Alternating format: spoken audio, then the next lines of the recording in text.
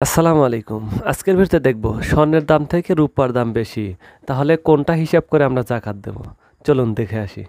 দেখুন, স্বর্ণ অথবা রূপা এই দুইটার নেসাবের কোনোটা স্বর্ণ হলে 7.5 তোলা অর্থাৎ 85 গ্রাম, জি। আর রূপা হলে 52.5 তোলা অর্থাৎ 595 গ্রাম।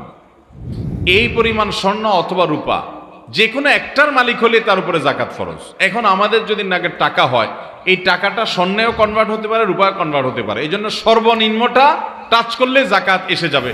যেহেতু রূপার দাম কম, এই জন্য রূপারটা টাচ করলে জাকাত এসে যাবে।